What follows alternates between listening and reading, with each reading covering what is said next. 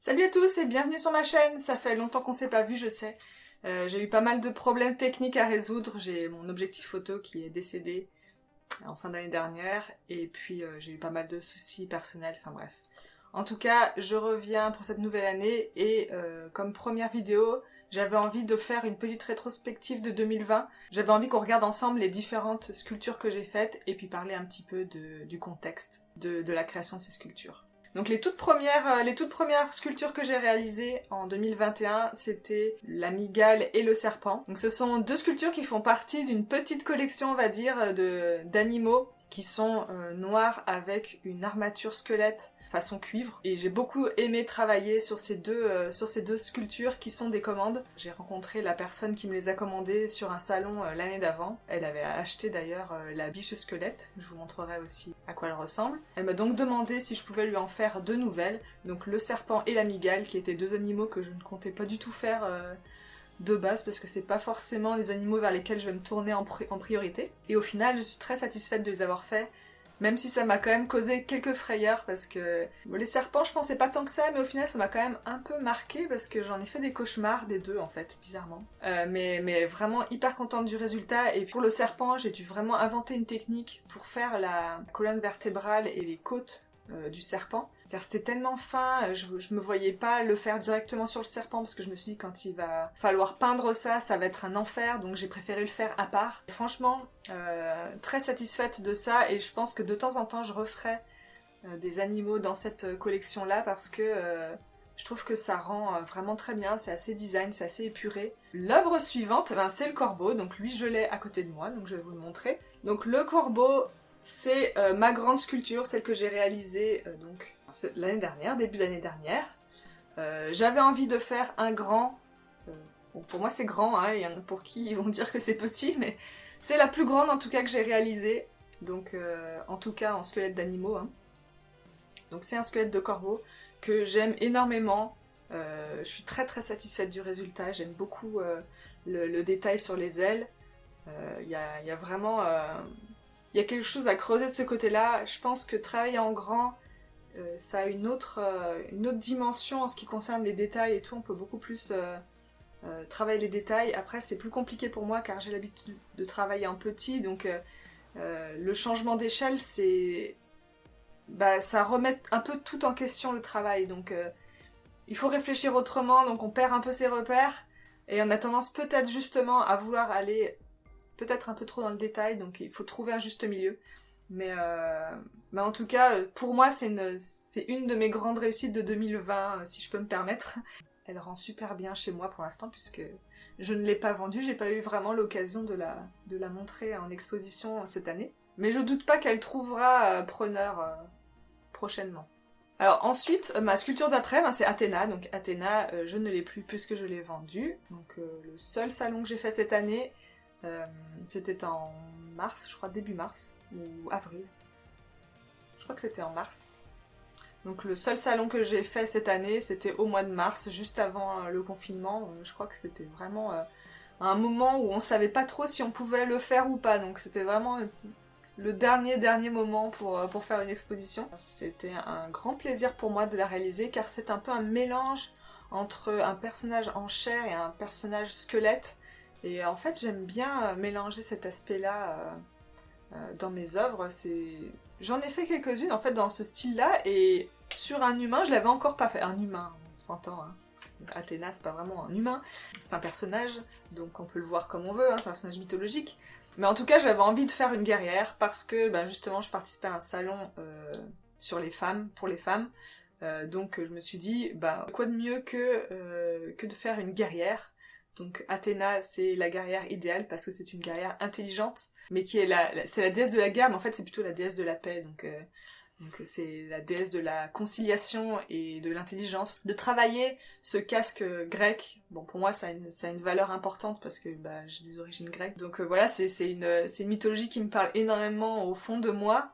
Donc j'étais très très contente de travailler là-dessus, sur cette silhouette que je trouve très design en fait, ouais, avec ces touches de doré qui sont très présentes et que vraiment j'ai trouvé un doré que j'aime beaucoup, qui est plutôt froid et très lumineux, très miroir. je suis très satisfaite de l'ensemble de cette sculpture, et puis pareil, pour celle-là, il y a aussi une petite méthode que j'ai employée, qui était la première fois que j'utilisais ça, pour faire les côtes. En fait, je les ai creusées au lieu de les modeler par-dessus. Et vraiment, j'ai beaucoup aimé travailler dans ce sens-là, à l'inverse, donc en creusant. Et voilà, j'ai beaucoup aimé travailler sur cette sculpture. Ensuite, il y a le fourmilier, donc le fourmilier, il est avec moi, donc je vais vous le montrer. Le voilà, donc ça c'est vraiment typiquement la taille de sculpture que je fais habituellement. Donc ça fait à peu près, je sais pas si vous vous rendez compte, mais ça fait un peu moins d'une trentaine de centimètres. De haut, ça doit faire, là, celui-là il doit faire à peu près une dizaine je pense. Donc voilà, un petit fourmilier tout simple, c'est un squelette donc noir avec la dentelle de fil de fer, avec les petits éléments en résine colorée. Voilà, l'aspect vitrail, c'est quelque chose que je faisais beaucoup en 2019, donc voilà, j'ai continué à faire ça sur celle-là, en tout cas, je crois que c'est la seule de 2020 que j'ai fait comme ça. J'aime beaucoup travailler la couleur en fait, et comme je travaille beaucoup le noir, et en ce moment pas mal le métallisé, ouais, ça fait plaisir de temps en temps de revenir à la couleur, à travailler la couleur comme ça. J'aime beaucoup ce que ça rend, et c'est très très beau justement à la lumière, donc voilà. C'est une pièce que j'aime beaucoup. En plus, donc c'est un fourmilier, un tamanoir. Il est vraiment superbe, je trouve que c'est un animal qui est très original, qui est un peu préhistorique. Moi j'aime beaucoup sa dégaine, voilà, c'est un animal que j'apprécie. Dans les animaux originaux, on va dire, j'apprécie beaucoup, donc voilà pourquoi je l'ai réalisé.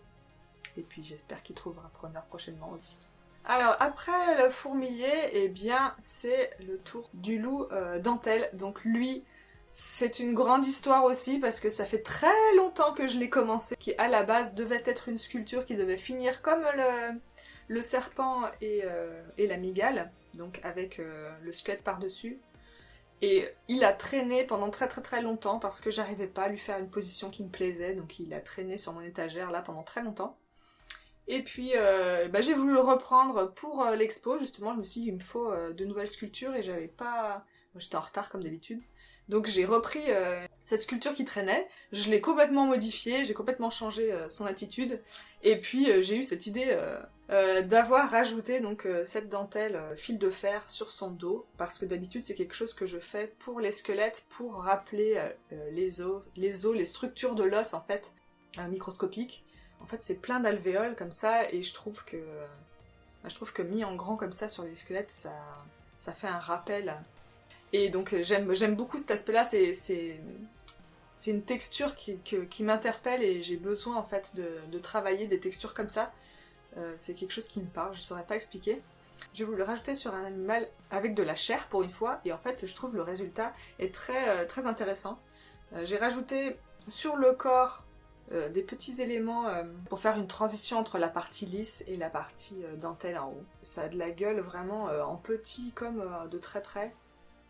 Il y a quelque chose qui en ressort de magique, quoi. Nous allons parler d'une pièce qui... J'ai déjà fait une vidéo dessus, donc je vais pas en parler pendant 1000 ans, mais quand même, voilà, c'est une pièce de 2020, donc je la montre ici. C'est le squelette chevalier avec son épée. J'ai un sentiment particulier avec elle parce que c'est un des rares squelettes humains que j'ai fait. C'est pas forcément mon sujet de prédilection, on va dire, de base en tout cas, les humains. Mais là,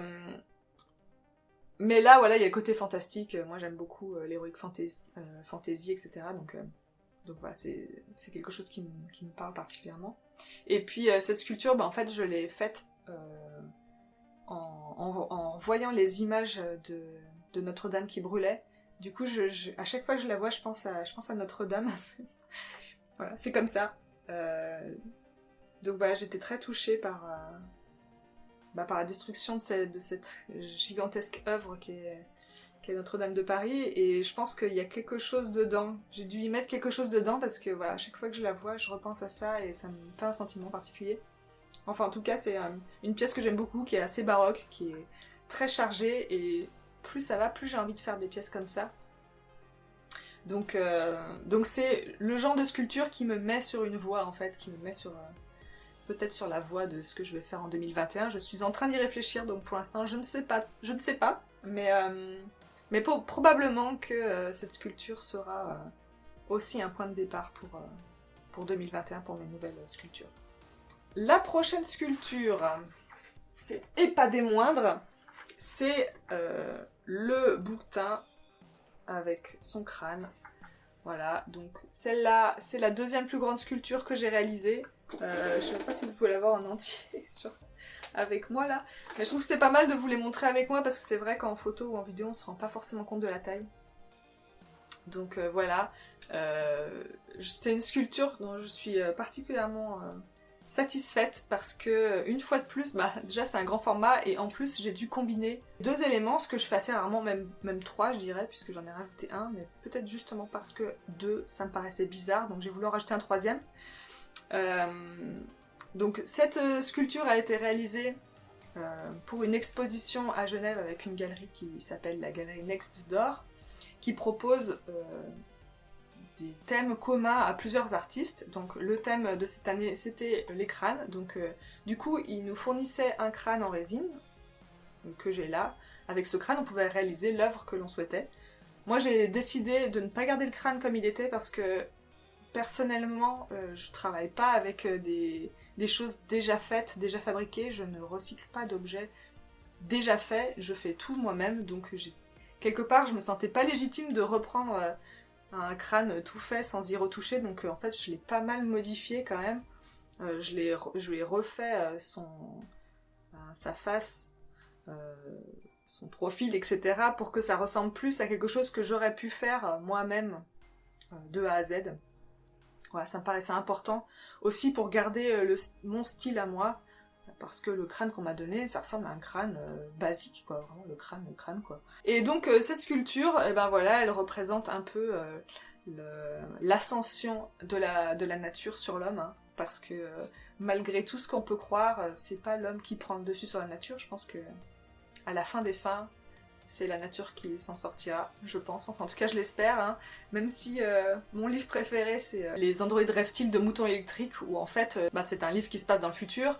Et en fait, il n'y a plus d'animaux, en fait. Il y a plus de vrais animaux. Il y en a encore quelques-uns, mais ils sont extrêmement rares. Et donc, l'humain a créé des animaux électriques, donc des faux animaux qui ressemblent beaucoup à des vrais, mais qui ne sont pas des vrais, en fait. Et donc, il y a tout un côté où on voit ce que l'humanité a perdu, et je pense que quelque part, l'humain, il peut pas se passer, en fait, des animaux, et malgré tout, il est quand même en train de les détruire. J'espère qu'il percute un peu. Mais en tout cas, voilà. Pour moi, je pense que la nature est bien faite, et j'espère que les animaux s'en sortiront toujours mieux que nous, qui reprendront le dessus sur la planète si un jour nous sommes voués à disparaître, je ne sais pas. En tout cas, c'est mon point de vue. Oui, mais pour en revenir à cette œuvre, évidemment, le bouquetin est un squelette, mais pour moi, le squelette n'est pas symbolique, ne symbolise pas la mort, en fait, il symbolise plutôt l'essence de la vie, puisque c'est notre structure interne. Et le vitrail ici coloré, représente aussi l'émanation de son énergie, et de son âme, la puissance qu'elle a, qui s'en échappe, en fait, qui irradie le monde. La prochaine sculpture, elle est aussi dans son style original, puisque c'est ma première sculpture que j'ai faite, plate, qui s'accroche au mur. Je sais pas si vous voyez, voilà, de profil, c'est plat, quasiment. Il y a un petit peu de relief quand même, parce que voilà. J'avais envie de faire des sculptures qui s'accrochent au mur. Pourquoi ? Parce que souvent, on me fait le reproche, on me dit « Ah oui, c'est très beau, blablabla, mais moi j'ai pas la place chez moi. » Vous n'avez pas la place de les poser, et vous pouvez les accrocher au mur, parce que comme on dit toujours, on a toujours de la place sur les murs pour accrocher quelque chose. Donc je me suis dit, voilà, ça c'est intelligent pour vendre mes œuvres, d'en faire aussi des versions qui s'accrochent au mur. Ici nous avons un petit lémurien, voilà, qui est sur sa petite branche morte. C'est très très esthétique, j'aime beaucoup cette sculpture qui est, comme vous le voyez, très légère, qui pèse rien du tout, donc même un mur en carton, hein, il peut l'encaisser celle-là, il n'y a pas de souci. En tout cas, je trouve qu'elle a un super rendu et j'en suis très contente.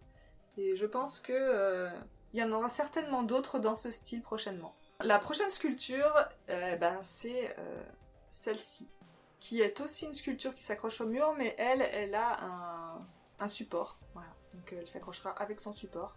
un peu comme un tableau en 3 dimensions, je sais pas. C'est pareil, c'est une nouveauté, double nouveauté même, puisque c'est le premier squelette que je fais qui est mort en fait, dans ma tête en tout cas. Parce que la plupart de mes autres squelettes sont debout, ils marchent, ils font leur vie tout à fait normalement, mais lui il est bel et bien mort puisqu'il bouge plus, qu'il est couché par terre. Et justement, j'avais envie de travailler cet aspect un peu organique en essayant d'y trouver un certain esthétisme en fait, quoi. Et qu'on oublie quelque part en regardant ça, qu'on regarde une charogne, quoi, en fait. J'ai travaillé énormément sur ce rendu-là, je l'ai fait et refait, j'ai travaillé dessus pendant très longtemps parce que je savais pas du tout comment rendre l'idée que j'avais dans la tête. C'était un énorme travail et je suis vraiment contente du résultat. J'en ai fait une espèce de coquille de scarabée, je sais pas comment dire, mais avec ce pigment qui est bichrome là, qui change de couleur à la lumière selon les reflets. C'est vert ou violet là. Je trouve que c'est vraiment une grande réussite celle-là, enfin en tout cas d'après moi. Moi je l'aime beaucoup. Je trouve qu'elle a vraiment...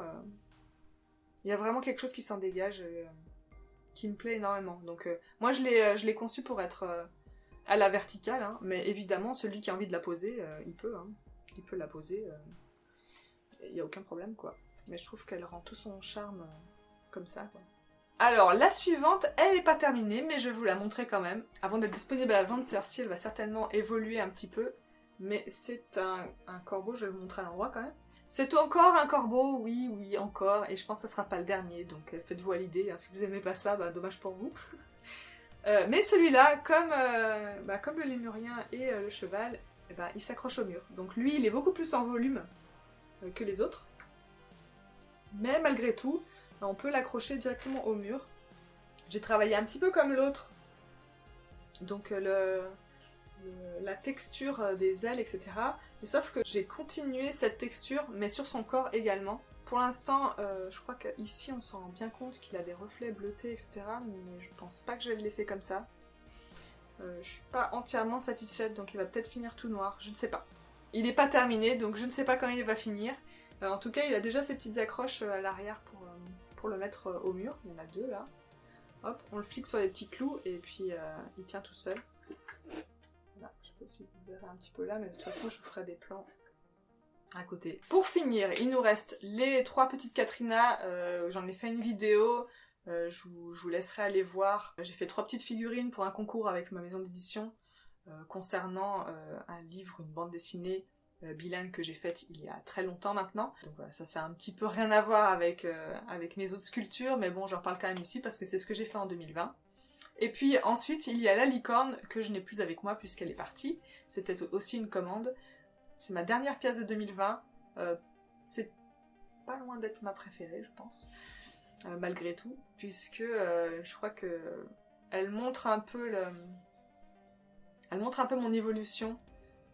Je pense que j'ai grandi encore cette année au niveau de la finesse et de la précision. Franchement, je l'aime beaucoup. J'aime beaucoup vraiment le tomber tout droit comme ça de ces chaînes que j'ai galéré à colorer quand même parce qu'elles n'étaient pas bleues de base. Hein. J'ai mis de la résine par-dessus, ce qui lui rend un aspect hyper brillant et... Enfin vraiment, voilà, je sais pas quoi dire sur cette licorne, à part que je l'aime beaucoup, que c'est un beau projet. Et que j'en suis très très satisfaite. Sinon, il y en a 2 qui sont pas terminés, donc je sais pas si je vous les montre ou pas. Qui sont à peine commencés, on va dire, mais je vais vous les montrer quand même. On va dire c'est un peu comme la faucheuse, hein, c'est-à-dire qu'il y a un crâne avec une sorte de drapé. Je sais pas. Elle aussi, je voulais l'accrocher au mur, donc elle est censée se clipper un peu comme ça. Voilà, donc pour l'instant, elle est comme ça. Si un jour vous la revoyez quelque part, bah, vous verrez comment je l'ai terminée. En attendant, bah voilà, elle a sa petite place, là, elle attend. Et puis, l'autre que j'ai commencé, c'est celle-là. Donc là, vous voyez juste, en fait, c'est une branche de lierre que j'ai faite qui est en forme de lune, d'arrondi, comme ça. Pareil, ça sera pour accrocher au mur. Et là, bah, en fait, toute la structure, elle est faite. Hein. Il n'y a plus qu'à faire l'animal squelette qui ira dedans. Donc, je sais pas encore lequel je vais faire, mais ça... Il y a de grandes chances que ce soit terminé parce que c'est pas trop un souci de faire des squelettes pour moi. C'est pas la partie la plus compliquée. Donc je pense que je trouverai l'animal qui ira dans ce décor. Voilà. J'aime beaucoup faire des branches et les branches au mur, je trouve que c'est magnifique. Donc voilà, dites-moi ce que vous en pensez, si ça vous plaît, si vous aimez bien aussi. Et ben voilà, je pense que nous avons fait le tour de toutes mes œuvres de 2020. Ça a été une année assez difficile pour moi parce que je n'ai pas pu faire d'exposition. Donc du coup, je n'ai pas pu vendre comme je voulais mes œuvres. La plupart de mon chiffre, je le fais grâce au salon et grâce à la rencontre avec les gens.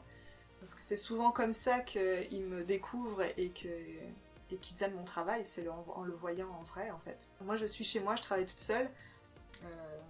J'ai besoin en fait de rencontrer les gens et de parler de mon travail avec des gens en vrai, d'avoir des vraies réactions des gens et voilà, c'est quelque chose qui me manque beaucoup donc voilà, c'est compliqué mais c'est comme ça. Tant pis. En tout cas, 2021, j'arrive et puis on va voir ce que je vais faire. Je vous parlerai certainement prochainement de comment je vois le futur de mes sculptures parce que je suis en train d'y réfléchir et j'aimerais préciser mon travail et avoir une direction peut-être plus claire. Peut-être ce sera l'occasion d'en faire une nouvelle vidéo. En tout cas, voilà, je voulais vous remercier d'avoir regardé celle-ci. Merci de passer sur ma chaîne pour voir un petit peu ce que je fais. Et puis, de toute façon, on se voit bientôt dans une prochaine vidéo. Allez, ciao!